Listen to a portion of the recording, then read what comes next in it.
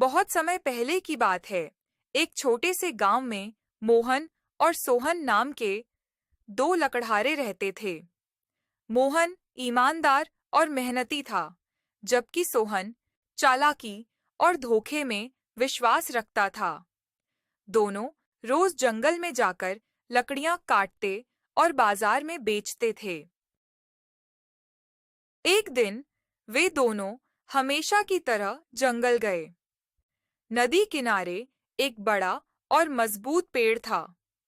उन्होंने तय किया कि उसी पेड़ को काटेंगे।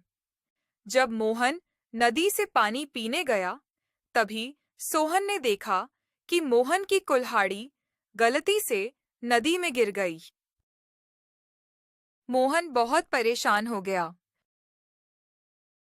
अरे नहीं, मेरी कुल्हाड़ी तो गिर गई। अब मैं लकड़ियां कैसे काटूंगा? तभी अचानक नदी से एक देवी प्रकट हुई। उन्होंने पूछा, बेटा, तुम क्यों दुखी हो? मोहन ने ईमानदारी से सारी बात बता दी। देवी मुस्कुराई और नदी में गोता लगाया। थोड़ी देर बाद उन्होंने सोने की कुल्हाड़ी निकालकर पूछा, क्या यह तुम्हारी कुल्हाड़ी है? मोहन ने कहा, नहीं देवी माँ, मेरी कुल्हाड़ी लोहे की थी। फिर देवी ने चांदी की कुल्हाड़ी निकाली। क्या यह तुम्हारी है?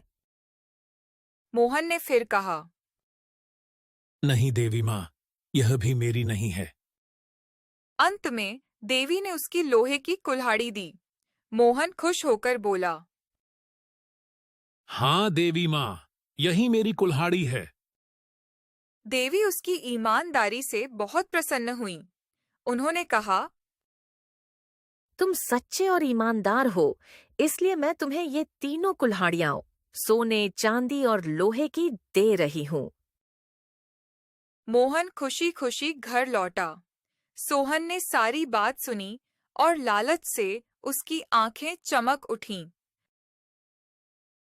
अगर मैं भी कुल्हाड़ी नदी में फेंक दूं, तो मुझे भी 3 कुल्हाड़ियां मिल जाएंगी। अगले दिन सोहन जानबूझकर अपनी कुल्हाड़ी नदी में फेंककर जोर-जोर से रोने लगा। देवी प्रकट हुई और वही सवाल पूछा। उन्होंने सोने की कुल्हाड़ी दिखाई तो सोहन ने तुरंत झूठ बोला।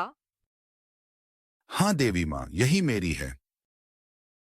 देवी नाराज हो गईं और बोलीं, झूठ बोलने वाले को न तो सोने की, न चांदी की और न ही अपनी पुरानी कुल्हाड़ी मिलेगी। यह कहकर देवी गायब हो गईं और सोहन खाली हाथ रह गया। वह पछताने लगा। काश मैंने झूठ न बोला होता। मेरी लालच ने सब कुछ छीन लिया। इसके बाद सोहन ने अपनी गलती से सीख ली और मोहन की तरह मेहनत और ईमानदारी से काम करने लगा। ईमानदारी का फल हमेशा मीठा होता है, जबकि लालच और झूठ से केवल नुकसान होता है।